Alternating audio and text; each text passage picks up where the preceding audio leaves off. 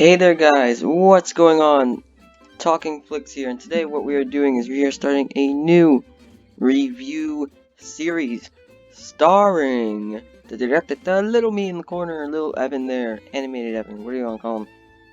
And today, the movie we are going to be reviewing is Godzilla 2014. We are going to be reviewing the Monsterverse leading up to Godzilla vs. Kong, and I'm excited. So we're starting off with this movie here. Then we'll do Kong Skull Island, then we'll do Godzilla King of the Monsters, then Godzilla vs. Kong. So 4 movies we'll be reviewing, and this should be really fun. So let's get started here with the background info. Heck yeah, hip hip hooray. The budget is $160 million.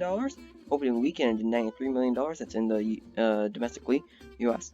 Domestically, it did $200 million overall, and worldwide, it did $524 million. So, they did pretty good with the money. It made money, and that's what's most important. It was profitable, and yeah, it did a decent amount of money. It made about $300 million overall.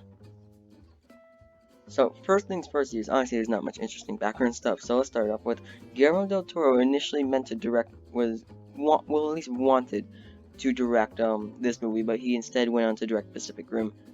I don't know if it was a good choice. I like Pacific Rim, but who knows what he could have done with the Godzilla movie. Anyway, also a 400-foot replica of the Golden Gate Bridge was built for this movie, so that Godzilla would crash through it, and that action sequence there. That's pretty cool that they rebuilt it and everything. Really respectful. And the last thing is, Godzilla has 11 minutes of screen time. I'm not sure if that's background info as much as a problem for me, but 11 minutes in a Godzilla has 11 minutes in a Godzilla movie. Seriously? And that's including shots of his back, so what the frick. But let's get started with the good in this movie. Sweet. Alright.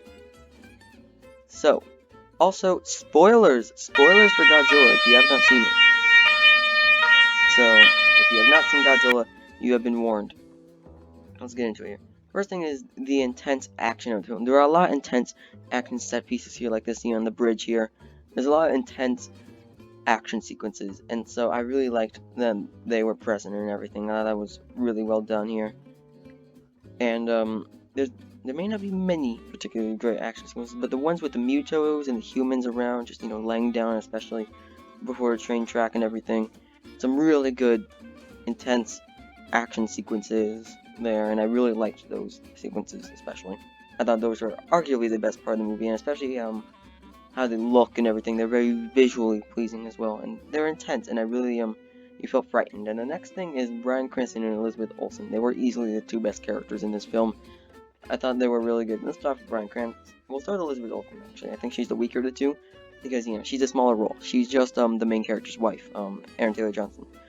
She's just his wife, nothing too special. Also, it's weird that she plays Aaron Taylor Johnson's wife, and then later she plays his sister in Age of Ultron, so, but, yeah, I thought she was I thought her performance was really good there. And Bryan Cranston was just great. I thought he was a really well-developed character. And that brings me into the next part with decent emotion. I thought, there were some good emotional moments in this film, especially with Godzilla, when he was, acting defeated and everything. Well, he was defeated pretty much, and then he got up. It made me care for Godzilla, as, almost as a character pretty much. And same for Bryan Cranston and Elizabeth Olsen here. I thought they did some really good emotional acting here as well. And the next thing is the cinematography. The cinematography is gorgeous in this film. I mean, just look at that. That's a gorgeous shot there, and it's beautiful. That is beautiful right there, guys. Really great to look at. I really love the cinematography in this film. I think it's a really great looking film. And the next thing is the story. It's a good story. There's a point where it does drop a bit in pacing wise, but other than that, I think it's a really good overall story. We'll talk about the pacing later. So yeah, we have to move on to the bad here, but I think it's overall a good and well told, for the most part, story. So let's start with the first bad thing here. And the first bad thing is the bland lead character, and it's not because of Aaron Taylor Johnson. I think Aaron Taylor Johnson is a pretty dang good actor. The problem is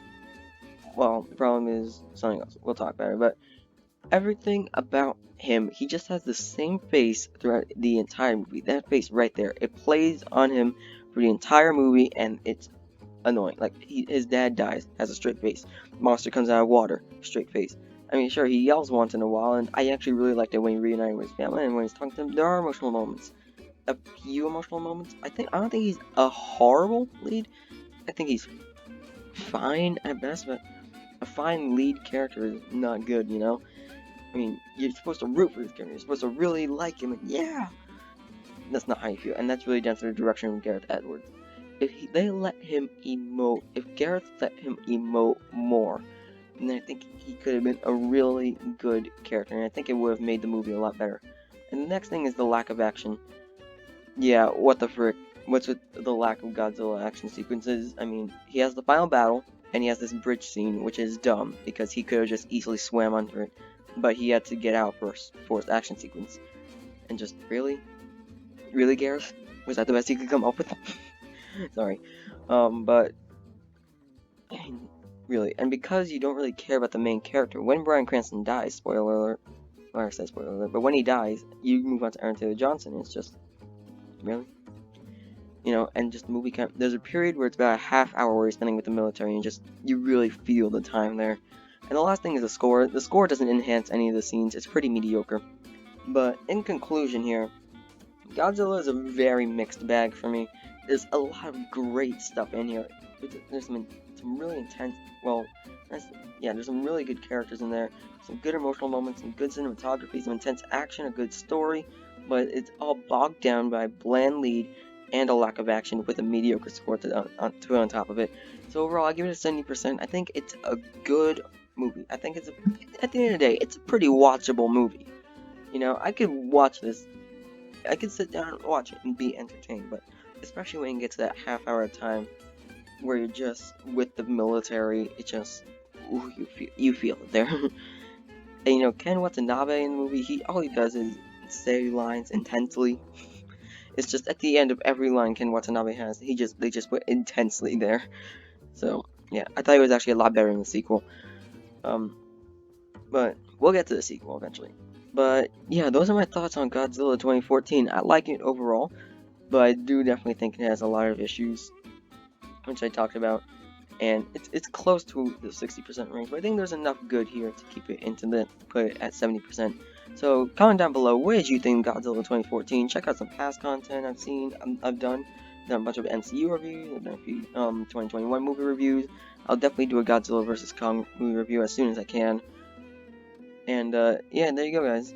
Please look forward to some future content. If you're enjoying this video, definitely make sure to check out the Kong Skull Island review I'll be doing soon, and the Godzilla King of the Monsters, and of course Godzilla vs. Kong.